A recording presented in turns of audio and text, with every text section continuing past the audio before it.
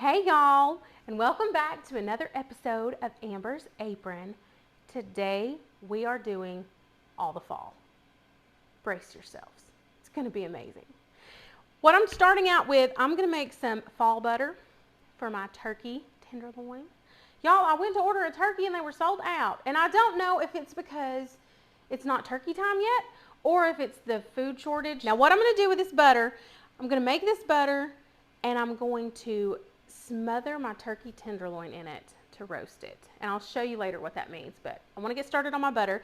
As you can see, I've been chopping. I've got fresh sage, fresh parsley, and fresh rosemary. That's going to be components in my butter, but I'm going to roast a head of garlic. And I just don't like to have to wash dishes a lot, so I try to like use my brain how I would have to wash it the least. So I've taken my knife and I've cut all of my fresh herbs because I'm gonna, as you can see, this garlic is a little flaky. I don't want to have to like wash my knife and then chop everything. So that's the only reason I've done this first. I'm just gonna cut off just the tip of my garlic head. See that? Okay, now I didn't want to fire up my big old oven for this little garlic head. Plus, I'm going to have to change the temperature for the turkey tenderloin anyway. So I'm using my air fryer, which is, I've got the Ninja Foodie, and it does the whole bake, broil, air crisp, pressure, steam, saute functions. So I'm using the bake function, which I've done this before, and it really does work. It's just like a smaller oven. So I'm going to take my, I'm going to cut off his little butt so he'll stand up better. See, that's why I used my knife for this last. Oh yeah, that's a lot better. See how he's standing up right there? Now I'm just going to drizzle it with some olive oil. And I got some salt. Y'all hear that? I use the flake salt, the coarse salt, because I had a moment in the summer with some fresh tomatoes that I just loved it. And then I'm just going to kind of wrap it up. I don't want it to be like wrapped up tight. I just don't want it to make a mess in my Ninja. So, see, I don't have it all bundled up. I don't want it to steam. I want it to roast.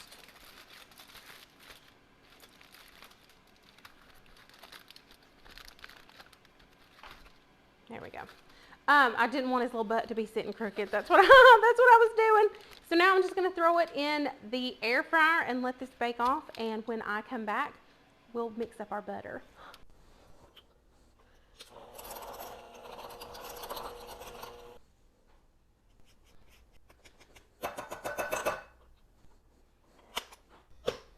So now we've got this flavored butter that we're going to add to this turkey breast. So what I did, I wrapped it up very tightly apparently. I bought turkey breast tenderloins, which looks kind of like a pork tenderloin, but it's actually just turkey breast. And then off camera, I butterflied it, but I didn't just butterfly it down the middle. I wanted to make it thin. So I butterflied it this way, which, you know, you just take your knife, you hold it, you kind of cut thinly into it. Then I held my hand here and I cut into it again. So I've got 3 layers. Some people would pat it, you know, pound it out with a meat, whatever it's called. I don't want to say a meat pounder, but some people would pat it out really thin. I'm not, just because I'm going to fold it back up like a turkey breast and roast it in the oven like it's an entire breast. Then I'm going to cut into it. I just really wanted all that flavor. You know, turkey's not a very strong meat as far as flavor goes. It just kind of takes on the flavor of whatever you're cooking it with. And so I like to really flavor my turkey anytime I cook it, whether I do a roast turkey or whether I do, you know, turkey breast or whatever. And all I'm doing is just spreading this flavorful softened butter all in it. Okay, as you can see, I have spread a fairly thick layer of this butter all over this butterflied turkey breast. So what I'm going to do now is fold it back over like how it was originally, like it was in the original shape of a turkey breast. That's all I'm going to do. And then I'm just going to put it in my pan. I'm not using a very large pan, only because I'm doing 2 turkey breasts. I'm not doing a lot. Or a ginormous turkey. All right, I've got my second turkey breast, and of course I cut it the same way I did this one. And then I went through, and I added all that yumminess to every little layer that I cut. And now I just kind of piece it back together like it's one whole turkey breast. And I'm going to add it to my pan here.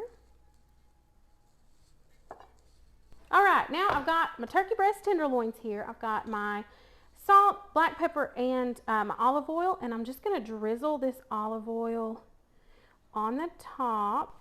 So I'm just rubbing my turkey tenderloin with a little extra virgin olive oil, which is organic. It was on sale. And the whole idea behind this is olive oil burns at a much higher temperature than butter. That's why I'm not adding butter on top, because I'm going to roast these at 425, and I don't want that butter to burn. So I've got my olive oil just kind of shimmery on the top, and I'm just going to sprinkle these with salt and black pepper.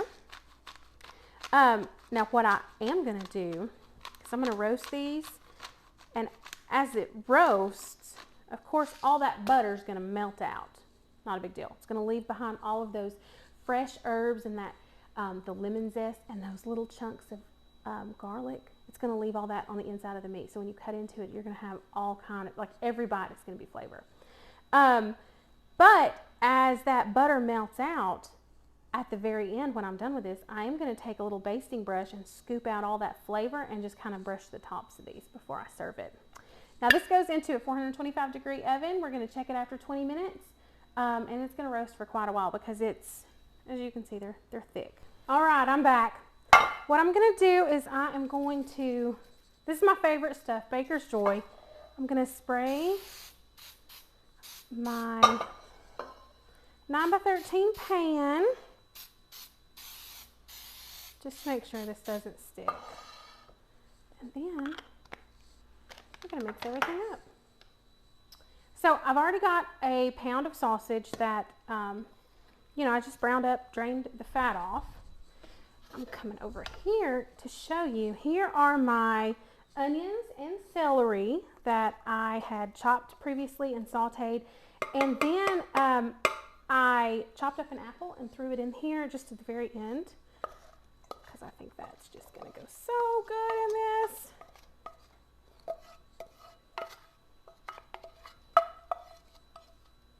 And I did everything in big chunks. Everything, I wanted it to be, you know, a good bite, not just little tiny chops of everything. Okay, now all I'm going to do is kind of stir up my sausage with everything that was in the pan. Basically, just so that's kind of incorporated. A lot of those apples, you know, they kind of stick together. So I want to make sure everything's loosened up before I go adding this bread. Okay, now I've got my fresh herbs. This is my fresh sage and parsley and rosemary. Oh, the smells in this house so far. So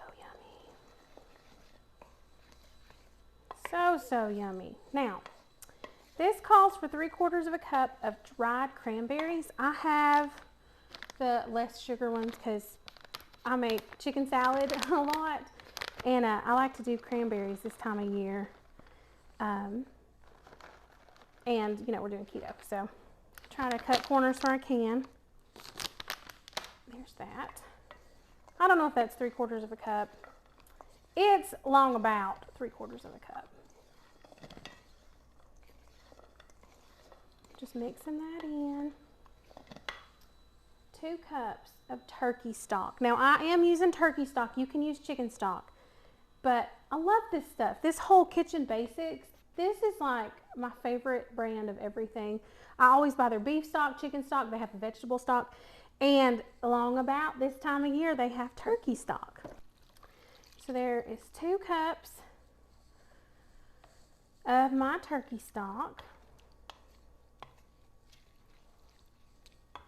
Now it's time to add this bread in.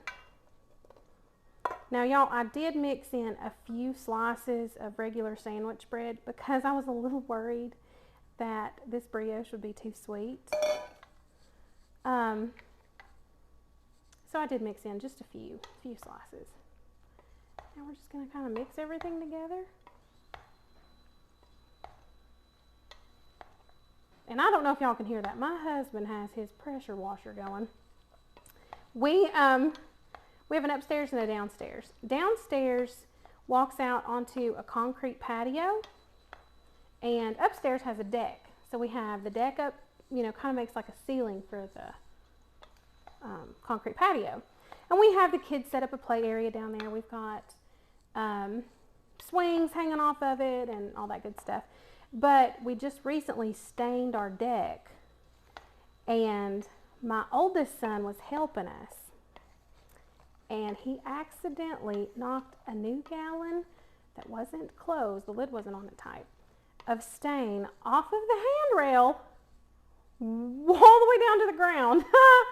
And so it, needless to say, we have stain. It looks like a crime scene down there. We've got stain all over, just splattered all over the concrete, all over my son's sandbox. It's everywhere. So my husband has this bright idea that he can pressure wash it off. I didn't want to bust his bubble, but he's not going to be able to get that off. So everything's mixed in. Can you see me? I want the bread to stay in cubes. Like, I don't want it to completely fall apart, because it's going to bake in there. Oh, it's going to be so yum, yum, yum, yum, yummy. And you can really smell those fresh herbs. I wish they made a TV where you could smell what people are talking about, because I think that would just be really, really helpful. If I could smell everything. Well, not everything. Oh, that'd be bad, wouldn't it? If you're watching like a boxing match and all these men are sweaty, ooh, that wouldn't be good. But for food, because this just smells divine. Okay, I'm just kind of patting it in here.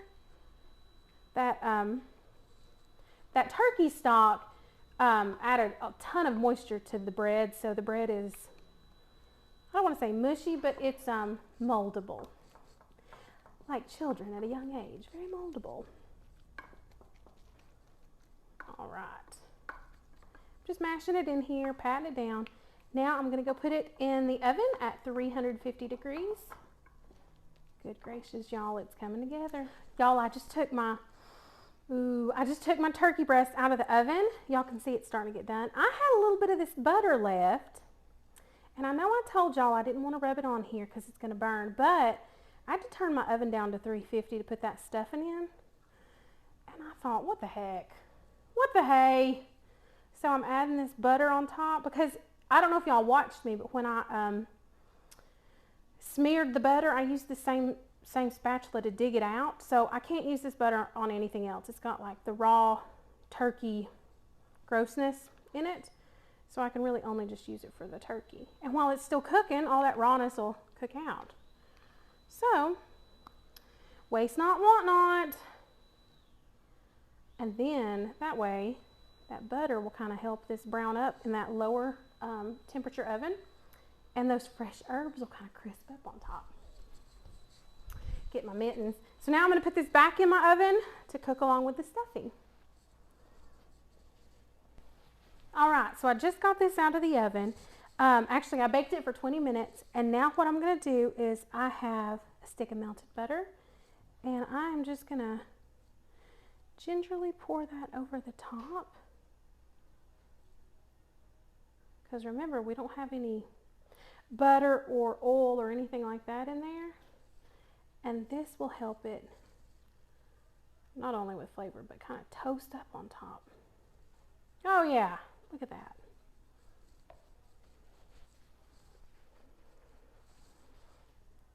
All right, see how I've kind of poured that, can you see it? I poured that melted butter on top. Now I'm just gonna put it back in for another 20 minutes. All right, y'all, it's time to start on the sweet potato casserole.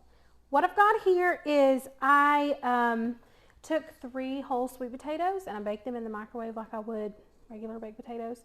And then I just peeled them and added them in the bowl, and then I hit them with my mixer. I shouldn't have done that. Then I hit them with my mixer. Now I'm gonna add in a stick of melted butter.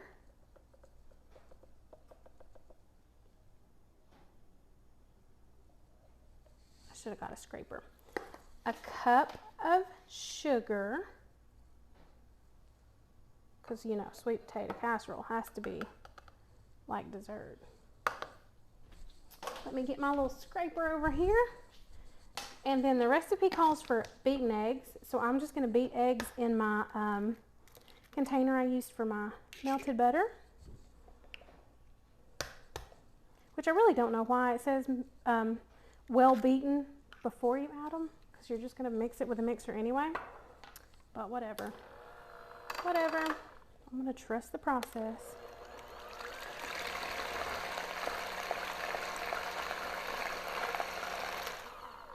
Well beaten it is. Now I'm just going to add this. That's why I needed my scraper, because I really want to get every last little bit of that egg and the butter that was in there. And now all I'm going to do is mix it up in my bowl with my beaters, and I'm going to add it to this little casserole dish. Now you can use a 9x13 pan. I have this is a little bit smaller than a 9x13. Oh man. And I'm just gonna add it to this because I want mine to be a little thicker. Like, oh, this is just so good. It's almost like sweet potato pie. It's so incredibly delicious. It's got, which it doesn't have a crust on it right now because we have to bake this first, but it will have a brown sugar and pecan like crunchy topping, and it seriously is, it's the best part of Thanksgiving for me. It's like dessert. I like to eat it, like I'll take a bite of this, and then I'll take a bite of something savory, and then I like to finish it up. If I have any little bits left in my plate, I'll take my roll, my dinner roll, and I'll sop it up with that. Oh, it's just so good. But all I'm doing now, because those potatoes, because I'd already hit them with my mixer, I'm not really having to beat a lot to, you know, make this smooth. I'm just kind of mixing it in, making sure everything's incorporated. And then I'm going to take my little scraper over here.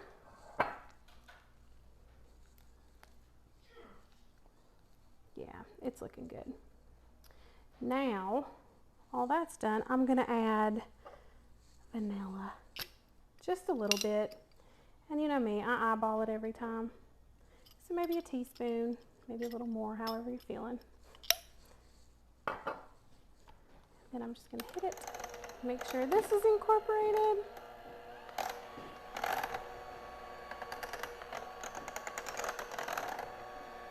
Because this, I don't really want to pulverize it or, you know, like overwork it, because I do have 2 eggs in there, and I want this batter to stay fluffy, you know, like if you overbeat your eggs, it'll be kind of, I don't know, I don't want to say tough, but it's like the eggs just, I don't know, I'm always a little nervous anytime I'm making something I want to be fluffy, like a cheesecake.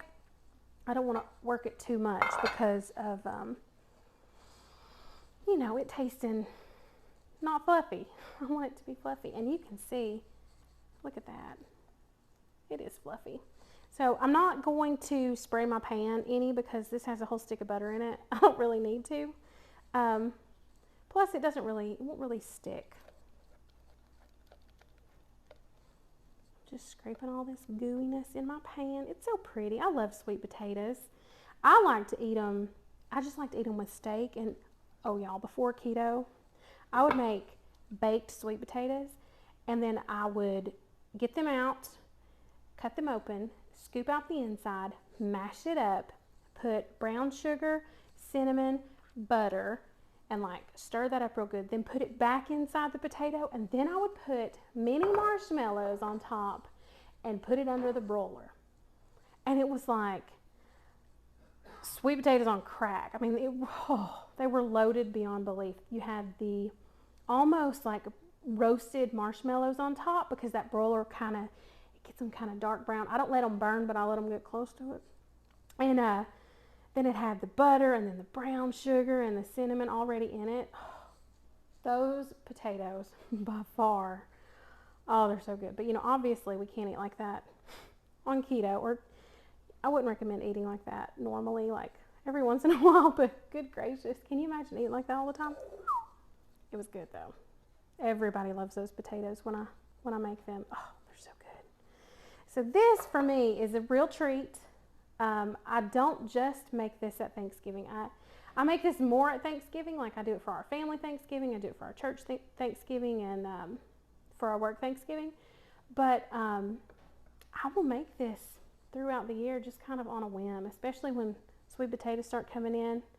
You know, with fresh produce, little old farmers. Love me some sweet potatoes. All right, y'all, I'm going to put this in the oven. I'm going to bake it for about 20 minutes.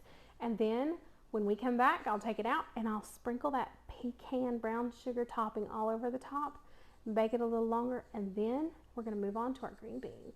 Oh, yeah. All right, we're back. Now, I am going to show you how I make this brown sugar pecan crumble that goes on top of the sweet potato casserole. I've got 1 cup of chopped pecans. So some of these are kind of very, very small pieces, and some are like pecan pieces. And I like that. I want to have the 2 different varieties in there. So if you are chopping these yourself, do some very small and some, you know, leave it just kind of in pieces. I've got 1 cup of packed light brown sugar. Oh yeah. I really want to get every little bit of brown sugar that I can, because like I told you earlier, I love this. It's like dessert. A 1/3 cup of flour, which I am using my measuring cups.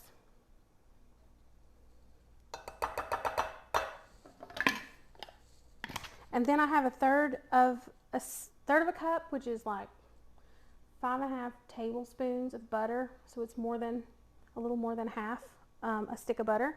So I've melted it, but what I'm going to do first is I'm going to hit this with the beaters, just so that my butter doesn't get stuck to like one little section, if that makes sense.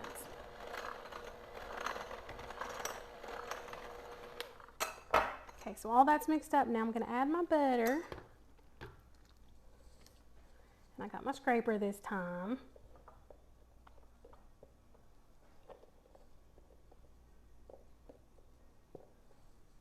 Get every little drop of that butter out. Now I'm going to mix it up.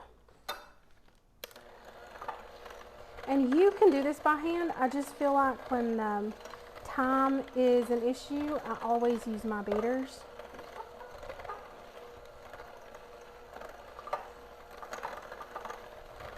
And y'all, this really is, it's like a praline pecan topping. It's so good. And that flour kind of helps that butter stick to the pecan, so it doesn't just turn out to be nuts on top. Oh man, it's so good. Okay. That's pretty well done. And now I'm just going to set this in the fridge until my sweet potato casserole is done.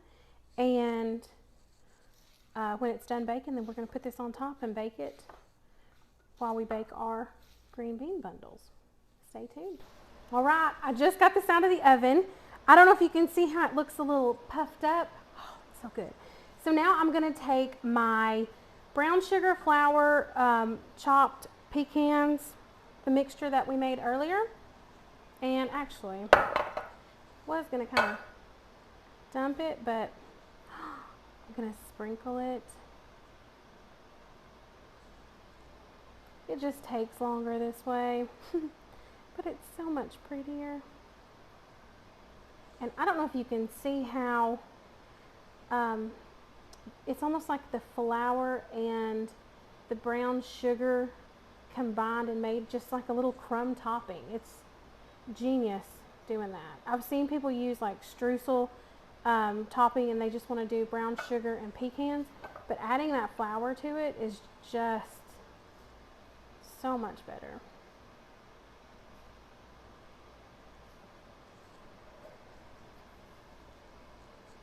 And I'm trying my hardest to make this a shorter episode than it's actually taken me to cook. And luckily, by the magic of recording, I just don't want it to be a super slow episode because I'm cooking so much in here. So if you wonder why I seem in a little bit of a hurry, I am. I'm trying to rush it through.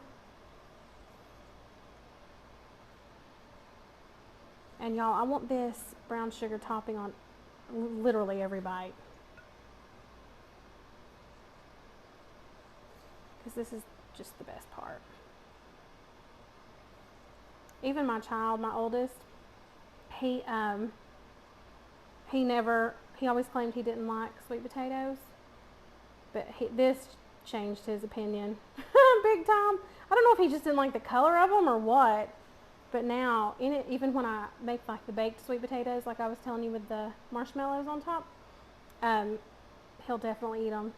And I have this recipe where you roast sweet potatoes, you dice them up, you peel them, dice them, and you roast them on a baking sheet with honey and black pepper, and it's honey, black pepper, a little salt, and a little olive oil. And that's all you add, and you just toss the cubed sweet potato in that and roast it at like 425 for maybe 25 minutes. And y'all, that's one of my favorite side dishes, like a weeknight side, because it's so quick. And they're yummy. It's better than sweet potato fries because they have that honey on them. Okay, y'all, I'm smoothing out my topping just so I don't have a big lump of it anywhere. Do y'all see that? Ain't it pretty?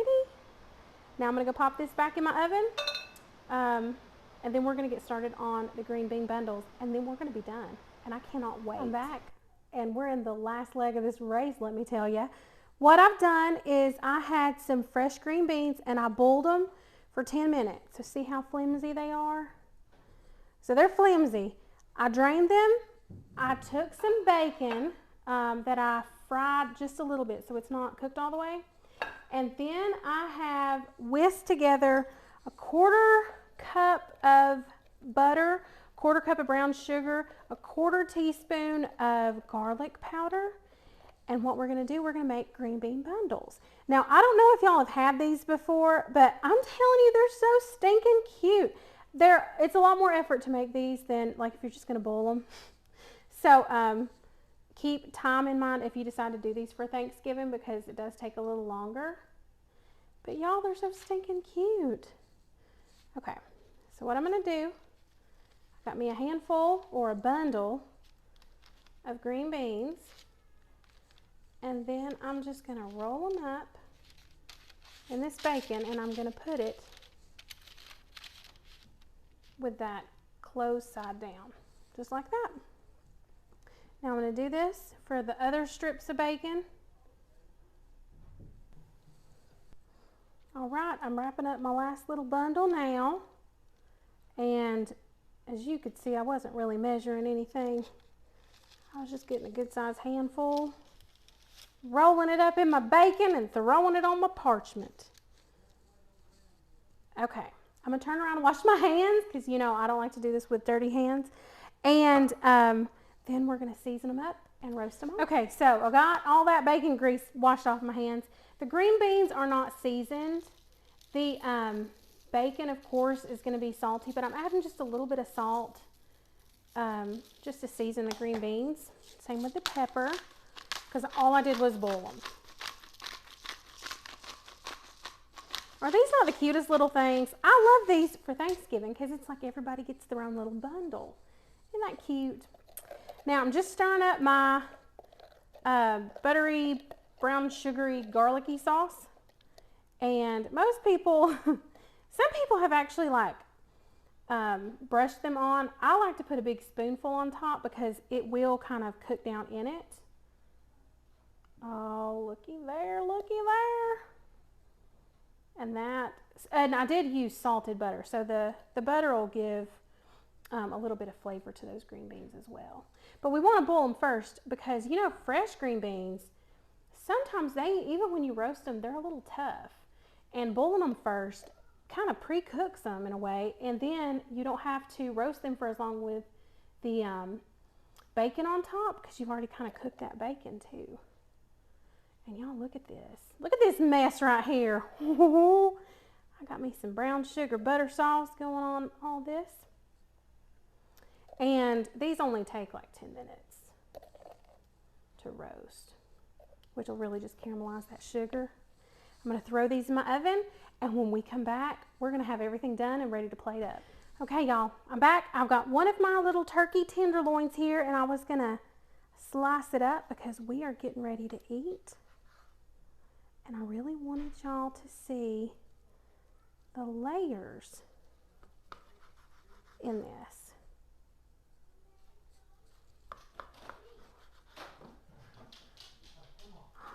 Can y'all see that?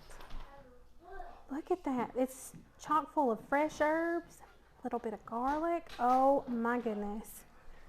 This is gonna be so good. And see, this is, I mean, it's a pretty good sized turkey breast. So this is one, my husband and I are both gonna eat this.